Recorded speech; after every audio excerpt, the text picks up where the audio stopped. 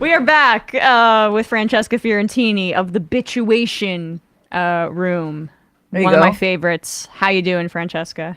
It's good. Yeah, I'm okay. It's Friday. I'm chilling. I think I'm gonna check out the picket lines here in LA. The baby is gonna come with, just sort of as like a sympathy attachment.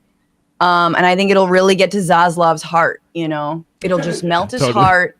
Yeah. Is she cute AMPT. enough? Wow. Are you kidding me? Is she cute enough? No. Yeah, of course I'm she's just cute asking. enough. I'm just asking. I'm still debating, like, late term abortion, like 10 months into it. We'll I got see. you. Yeah. Well, that's your right. Yep. As every leftist would affirm. Yep. Absolutely. I'm Radical sending beliefs. this to a Fox News assignment editor right now. Gosh, you're a double agent here, Bradley. Knew it all along. What's going on in the Bituation Room? You want to plug that right out the gate? Everybody, I mean, every week, comedians, activists, organizers, experts coming on the show, and it's been really good. We've been talking about the strike a lot. We've been thrown down. We're going to talk, actually, I do like a bonus show today for the patrons. I'm going to talk about very interesting, some of that China money that might be influencing some nonprofits in the United States and some like people we might consider comrades. Does that matter? So Alex Reed Ross, who's written about this, is going to talk to me in a little bit. That's at 1:00 Pacific. But also, guys, if you like stand-up, I'm going to be doing stand-up in San Francisco at the Punchline on October 17th with a comedian and my beloved Matt Lieb. So you guys should come check it out if you're a fan. Oh, that's so cool. Yeah. Wait, what? San Francisco when again, did you say? October 17th. It's a Tuesday. It's a very hot day. Very difficult to book a Tuesday. I don't know if you guys know that. But no, yeah, come out if you're in SF or the Bay and you want to, check out some stand-up.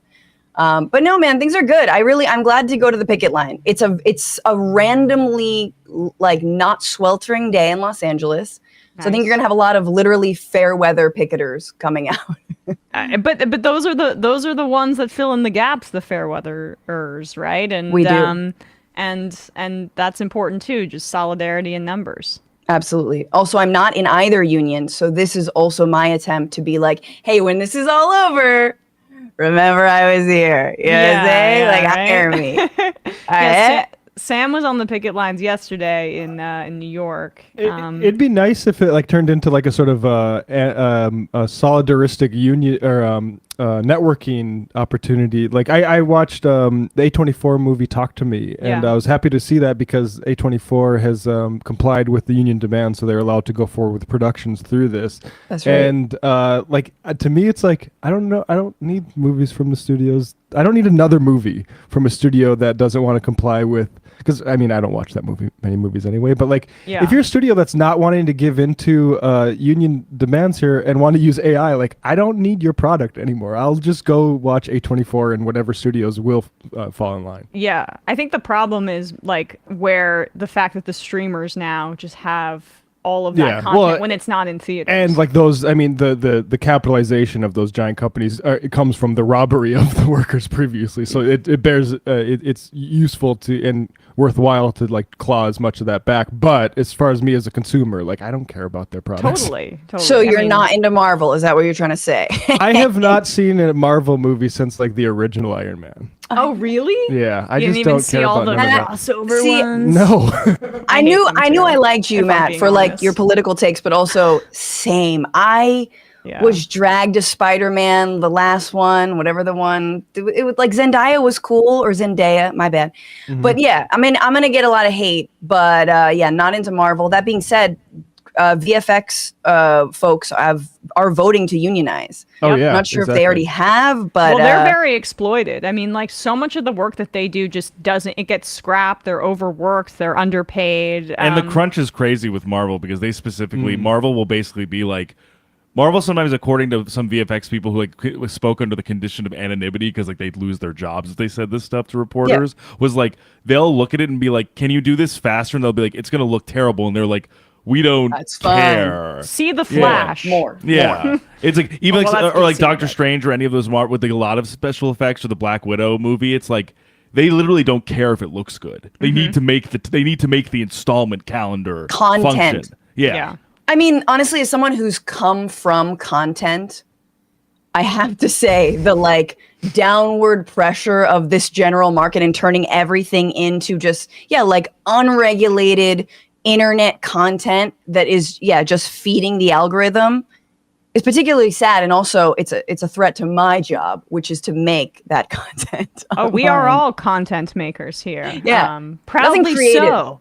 Yeah. But it is. It's a threat to free expression. I think that like and to art in that way. Because when it becomes so financialized, that hurts the art and it hurts the workers. When ostensibly these studios and streamers are supposed to be producing like a modern form of art, which is television and movies, even if some of it is crap. But I think what has to happen is someone has to, like, once A-listers get the crap beat out of them, like, that's when it's go time. Like, I do want to see, like, Ron Perlman, like, throwing fists. I want to see Billy Crystal actually, like, get aggressed upon in the same way that, like, hotel workers here in LA have been aggressed upon. It's not going to happen. Right. But that might be a breaking point. I do think. Yeah. I was just gonna say, like, that all this is happening at the same time. It feels like there's a lot of work to be done because our discourse isn't conducive to like drawing the connections between a UPS driver and an actor like Ron Perlman. But like the truth is people are being screwed by the same structures, which is just ownership. Yeah. Just taking more and more because they can. Right. Yep. And maybe let's play that. Speaking of strike actions, let's play this UPS or not the UPS, the Jim Cramer UAW Teamsters, thing. yeah. Teamsters thing. So here's Jim Cramer, who has, what'd you say? I can't remember if he's talking about the Teamsters or No, UAW. it's UAW. Oh, right, because Yeah. of Fane. Yeah. So yeah, Jim Cramer has just been on a complete heater of horrible anti-labor takes. I mean, he has horrible. It's his job. That's part's his job, but he's also ostensibly supposed to be giving investment advice, and he's bad at that too. Just like look up his track record. There have been analyses of how bad his investment advice has been over the years. Still on television. Still on however. television. My Yep. God. Just getting Beautiful. all these retirees to give their money away to the next fad. That's Jim Cramer's job. And Where did he to stand on be- crypto? Was that like, sorry, I've got to do the... That's a good question. Yeah, that is a good question. I'm not sure, but even if he's just doing traditional like investments in that way, the analysis of his advice has been overwhelmingly negative in terms of results that he's providing for people. And again, he's an entertainer. But like if you're 80 years old and you're watching CNBC, you might not know that. And you might internalize messages like this. This is him talking about the UAW, which has a new president, Sean Fain, and it's the United Auto Workers Union. They represent 150,000 employees, so it's a very large union, and they are likely headed towards, potentially not, but they may be headed towards a strike because the contract expires between them and the automakers on September 14th at midnight. So this is Jim Cramer talking about that possibility. Trucks and the incredible Facebook performance by Sean Fain yesterday, where he just called the Stellantis offer trash. We're going to have, right when we start talking about the presidential election, I think the biggest strike our country has had in years, which is the UAW. You think that's going to happen? Yeah. You don't think Gene Sperling can talk both sides off of ledges? No, Gino can't do it because this guy who runs the UAW reminds me of Earl Browder. I mean, he's like a longshoreman union. The stevedores. Well, today's the 100th day of the writers on strike. Right. And that rhetoric isn't cooling down after Friday's apparently failed meeting. No, I mean, these things matter tremendously. The auto strike is going to, I have Dana on tonight. When? Not would that Zool. I have Zool September on tomorrow. 14th Dana is the tonight. September contract. 14th. But the fellow who's running it is just going around telling, like, if you walked in there, he would tell you. I mean, he says horrible things He's talking about a kleptocracy, that the people who own these stocks are just bad people. I mean, Parasites. Americans own these. I mean, it's like it's in your 401k. Yeah, I haven't been focused. Oh, you've got to focus on this Can guy. we just This guy is just. pause it there for a Took my second? eye Like, off the ball. I haven't been focused. like we don't need to be moralistic about it. The people like making money by owning stock is a parasitical relationship to compared to like the workers that actually build these cars. Like, It's sorry. definitionally passive. And so like this is what Kramer exists to do. Like that. I think like buy this stock, buy that stock is like something he occupies his time with. But he's there to represent the interests of investors at large. Right. And anytime labor gets more of that pie than less, then the investors get less, regardless of like which company they put the chips on. yeah. But like, how much is he actually making a year? Like, to be so protective, and like the media is great at this, right? But like someone like Kramer, I don't know, $500,000, $1 million a year. Like, what is he actually making? And he's just protecting like billionaires, someone he's never going to reach, even like $5 whatever the million a pockets year. $5 million a year according to Google, which like. Okay, never mind. Worth it. Totally worth it. How can I get this job? How can I no, I think it's incredible that look, 10% of the American people own stock. Like 10% of Americans. It's not like a lot of us, I'm at that age a little bit of like, is it bad I'm not invested anywhere with what little of money that I have? Also, like, am I the last one to have a gun? Those are the two things that sort of like enter my head. Yeah. Like, does everyone have a gun? Everyone raise your hand if you've got stock and or a gun. I think that though, like your experience is much more similar to our age cohort than Who people invests? above, because the one, we just like don't have disposable income in the way that our parents did, and two, the numbers bear this out, that the like under 40 coalition of people has much less money invested in the stock market than the previous generation.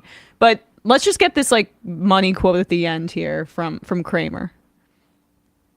Stocks are just bad people. I mean, Americans own these. I mean, it's like it's in your 401k. Yeah, I haven't been focused. Oh, you've got to focus on this guy. All right. This guy is just, he was made for our show. We should bring him on. Oh, I want him on. Sean Fain. Ooh, I wanna see He should be that. like a co-host. Yeah, go on. He is so electric. He is third rail. He is using rhetoric that Elizabeth Warren neutral. would say, keep your mouth shut. Really?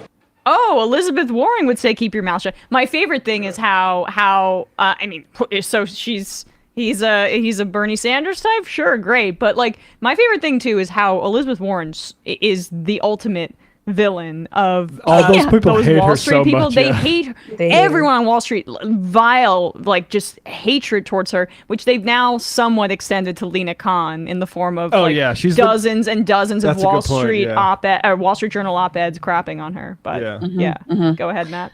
Jim Cramer thinks that Sean Fain is a combo of like Malcolm X and Freddy Krueger, like the most electrifying orator, but also like haunts people's dreams. Yeah, he's the chupacabra of the finance world. It's unbelievable. But he's also kind of saying like, debate me, and also like, oh, he'd get clicks. Like there's a little bit Right. of that in there. Well, he's still Which a I'm like- media guy at the end. This is Sean Fain. Here we go. Yeah, so this is what Kramer was talking about here with regards to he didn't just call it trash, he dramatized it. The union Babadook here. Sean Fain. Everything they're looking for in this document is about concessions. So I'll tell you what I'm going to do with their proposal. I'm going to file it What is he gonna in do? its proper place. That's where it belongs, the trash, because that's what it is. Everything they're looking Hell yeah, Sean. And I mean, Jim Cramer wetting Fran's himself. so afraid. Jim Cramer Fidel wetting did the himself. same thing. This is how it starts.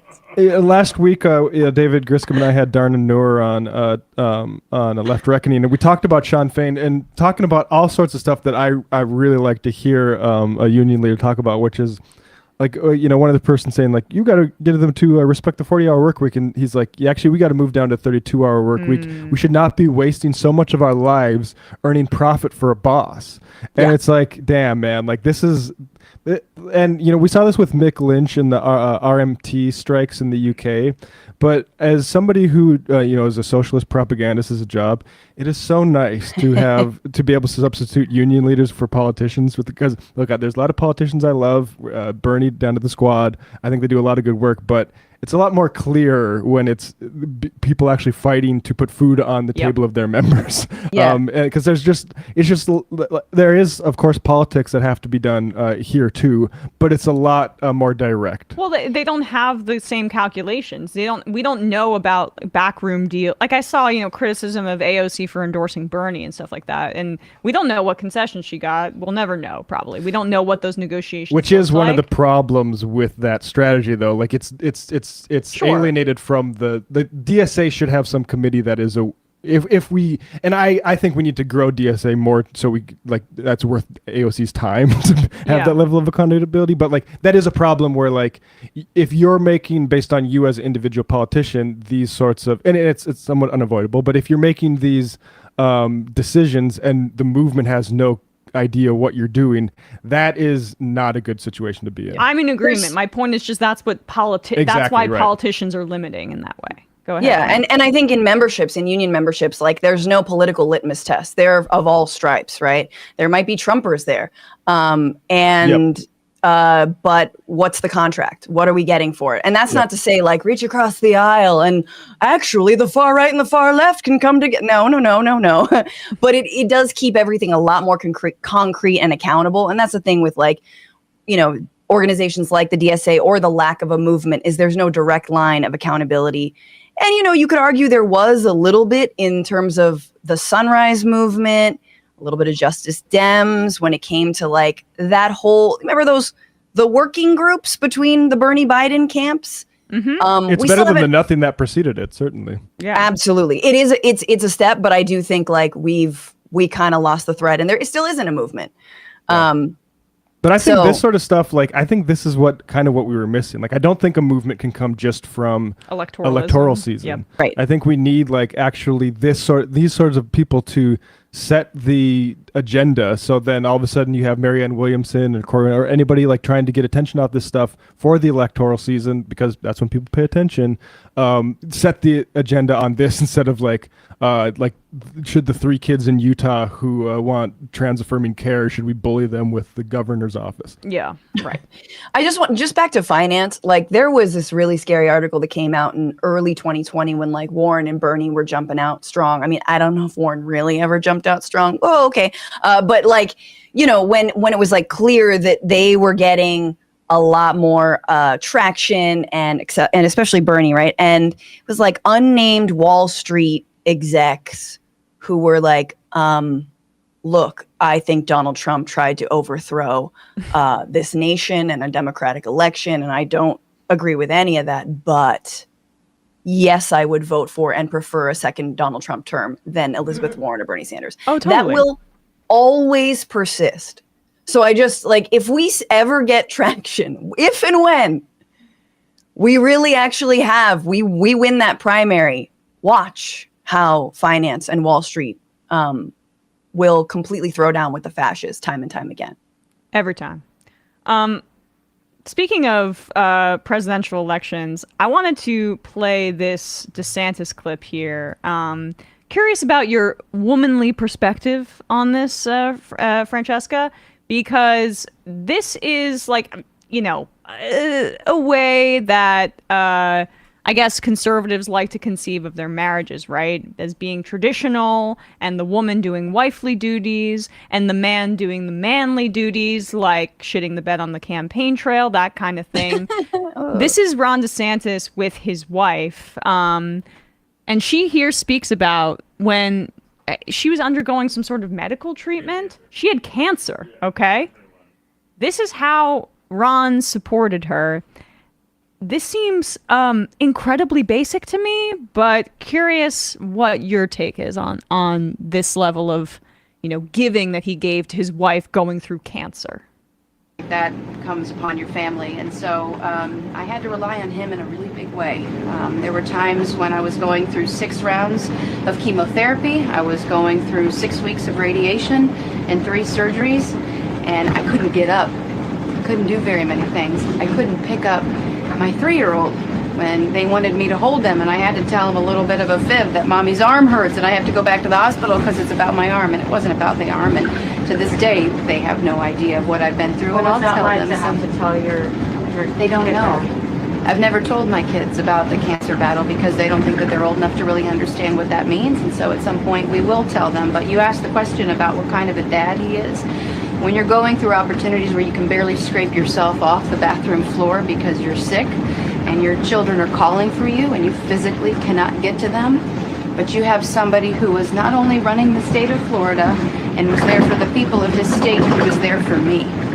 And he was there to go pick up my kids when I couldn't. And he did it with humility, and he did it with love. Weird. And I'll tell you what, Yeah, I'll pick can't him ask up. for a better husband than that. Yeah, you know, I mean, so. How does it feel? How does it feel to hear her say that? I mean, Well, look, that's, you know, in sickness and in health, that's what you sign up for. I mean, and so she's not only my wife, she's my best friend, and she's the person that I would want. I've always dreamed to be the mother of my children. And so, you know, this is just what you do. I mean, you know, What a sacrifice. What a sacrifice that he made. In Florida, on the way home from work. Yeah, I got him. I know, I was the governor, but I still picked up the kids. in when Florida, you were I in picked up my chemo. children in Yeah, Florida. but back to woke Disney. You see, here's the thing: Ariel was never meant to be black, and We're seeing Ariel as a trans, and she's a mermaid. yeah, it's very radical politics under the sea. There's a transgender agenda under the sea. That's actually part of the song when they sing it. Fish can, in fact, change genders, and I think we need to talk more about that. But she said, "My kids." Now, from what I just, sleuthed on Wikipedia, I was like, wait, does she have kids from another marriage? She's Yeah. like, my kids, like, what's going on? No. The favor would make a little more sense. They're their kids. Also, favor the way he said, like. I mean, I said that, but yeah. Right, they're your kids. So anyway, he picked up the kids. And he's just going, well, anyway, that's what I signed up for. And here's what I watched this clip and I'm like, yo, that's the face of someone. Look, I don't know for sure, but that's the face of someone who knows deep down they're kind of a POS and they definitely cheated on her. Like, I'm just saying, because if you're really a great Allegedly. dad, if you're like a great dad and you were there for, you're like, I love this woman and she was so strong and she battled cancer and she got through it and our kid, all that stuff. Instead, you're like, oh God, don't tell her about what the time you partied with Matt Gaetz. And, The thing I see though, Francesca, is like the fact that he seems uncomfortable with her getting the opportunity to speak in this way. Like he doesn't like that. She's much. I will say, I watched I unfortunately watched 15 out of the 20 minutes of this interview. She is way better at politicking than he is. Apparently, she's the one who's been the Lady Macbeth right behind the scenes. Like she's very well pulling the spoken. strings, She's very but- well spoken. And like when he talks, I'm like, wait, like. It almost seems like she is the one running for president, and he's like sort She of should her, just like, run. her lackey. She can't yeah. because she needs to be with the kids. right. That's what women do, and only in extreme circumstances when they're getting chemotherapy and radiation do they not do their wifely duties. And it's really big of Ron to have acted a little bit like a woman, and spend time with the kids. That's for women. That's for the did I wives. stop by a high school kegger a little bit on the way to and from? That's dropping when the he kids spends off? time Yeah. with children. Yeah. Yeah, that's usually the context. Can we that was a NBC News reporter who asked that question? She was the one, by the way, who did the Fetterman interview, and she was like, he was extremely cognitively impaired. Interesting, that's the because one? this is like journalism for like adult babies. Like what? I think that was on the Today A relevant Show. question is, you were first lady. Who paid for that cancer insurance? And do you think like maybe we should extend that? Like cancer is horrible. To use it as a propaganda device to get fucking Ron DeSantis elected is despicable to me. And like to be like, oh yeah, he was there to pick up the kids from soccer practice. I'm sorry that we are so far removed from anything relevant to people's lives. Yeah. Like but it's just like it's emotional. So like NBC News. Like that should have been Newsmax. What are we doing? Well, that's a daytime. I think it was aired on the Today Show, right? The preview was aired on the Today Show, but that specifically, the longer interview was like an NB. It was like a nightly news. It was the NBC segment? News special aired. Like that segment as well as the DeSantis one-on-one interview were both like on Lester Holt's. Get to know the candidates are horrible pieces of journalism. Yeah, they're terrible. I don't care. Let's talk about how Ron DeSantis is overseeing this deep discrimination against gay and trans kids in the state. Let's talk about his past with allowing for torture in front of his face as he's supposed to be the advocate for wanting to cut Medicaid or Medicare, right? And both of those programs. But I think that's such a great pivot of like, how did you survive that? What was it like? What was the experience in and out of the hospital? Were the bills piling up? How do you all feel, of that. Does it make you empathize with like your constituents who write into the governor's office saying, "Hey, I'm going broke because I got cancer"? Yes. Yeah. But it also proves that they're trying so hard to make Ron DeSantis a formidable, a couth Republican opponent. And they can't. And every time he's like offered, like, hey, here's a child with an ice cream cone. Be normal, dude. He's just like, well, I ain't so much sugar. And they're like, oh God. Yeah, Bradley's gonna pull up the latest retail. Well, we've played this many times, but it never gets old. This is actually a bit of a longer clip of him doing the have a beer with Ron thing, and he just like doesn't really know how to talk to other people. Look, I've been at parties and I've been exactly like this. This is the most DeSantis has been relatable to me. but relatable is not what Republican voters want. Of course, yeah. Like, No, they they want strong party man. king. Trump. They want the guy that's gonna be like, I'm the president. I'm the decider. There's a new keg around back. Go get it, guys. Not the guy that's socially he can definitely anxious. provide that. I would literally never share a beer with you. Yeah. So fun. Oh God. And we got I've been here. Staying late. I mean, what time is it? It's gotta be 10 o'clock. God, I gotta go. It's too late to call my wife. They're all sleeping right now. Yeah, 11 o'clock. Yeah, no. I mean, we normally, like, I know you got to do events, but like we're usually like pumpkins once we get to 10 at night. As long as we get the kids down, my wife and I, we craft. That's awesome. Oh God, try to enjoy that course. We're gonna see you guys at the fair and everything like that. So we're gonna go to Brenda's, and I'm doing. Yeah. I spent 40 minutes with my staff determining what beer I should drink. It's got to be cheap, but it can't be Bud Light because that's for the trans. So I got this Coors Light, and I really want to get out of here. I love that construction. Looking at my phone for the time, implying that I heavily do not want to be here and would rather be asleep. And usually I am asleep. Then very matter-of-factly saying, okay, so we'll see you later, I guess, right at the fair. Yeah, and I've see it another time. I've been in that situation. You don't drink a beer faster than when you're like not wanting to be there, but using it as a way to like stop your mouth from just saying whatever comes into it. Yeah. Right. Yeah, but that's not but that's your quality, Matt, as someone who loves like books and video games. This is a person who's running for president. So yeah, Matt's just like, hey, you guys rather be reading right now? You're like, I was playing Resident Evil recently, and in Florida, we hate zombies. But it's just for the camera. First of all, we are in a conference room of a hotel, the least exciting place. There's not even the lighting is horrible. There's the lighting. Exactly. I'm saying there's not even mood lighting. There's not even little like where they get that carpet lights from. Exactly. Surrounded by cameras, given a Coors just like in their hand, and they just have to chit chat, and he cannot do it. No. At all. I mean, to be clear, when we have like meetups ahead of the Majority Report live shows, I'm way more affable than that. I'm just talking about other situations. Sure. Yes. Sure. We believe you. I believe you for sure. Yes. Well, I've experienced it. Okay, Ken. This is some like we're gonna break into. Did you say because you're high or you're hot? I don't know. I think it was some interference. I'm not sure.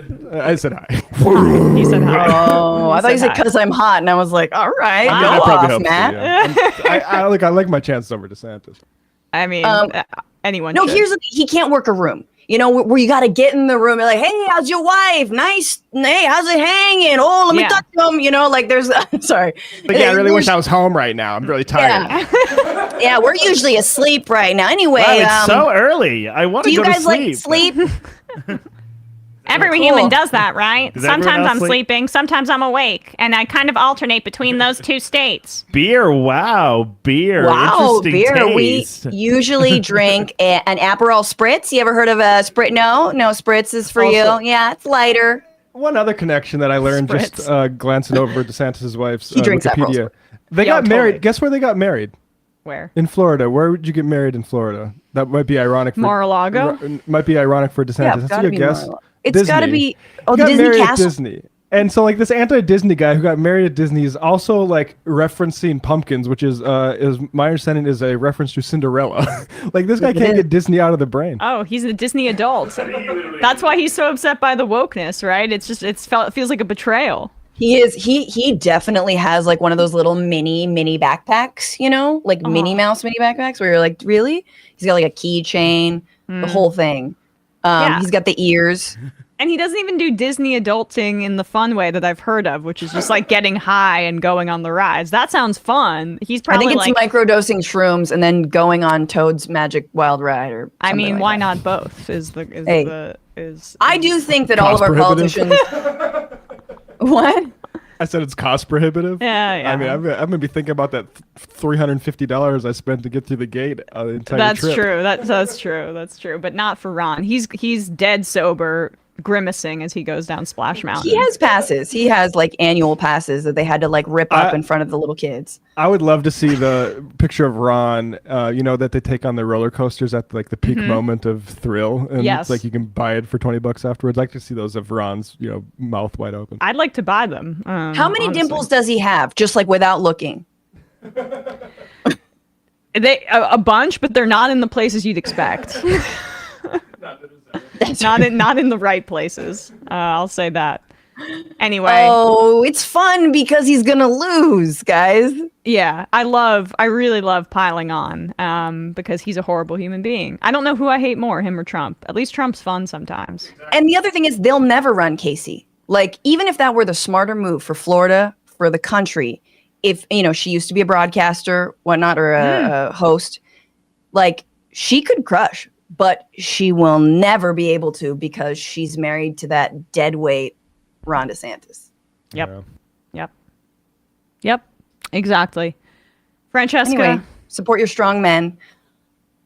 I'm Emma, letting you go. Bradley, Matt, let me go. Thank you so much for having me on. It's been real. No, yeah, I mean, again, check out the Bituation Room. It's great stuff. Thank you. Big fan. Francesca's the best. Thank you. All Yes. right, and check out, if you're in San Francisco, October 17th. Yes, I think there's a link maybe somewhere in the description, but bye. Hope to see you guys again. All right, see you soon. Bye, Francesca. Bye. Bye.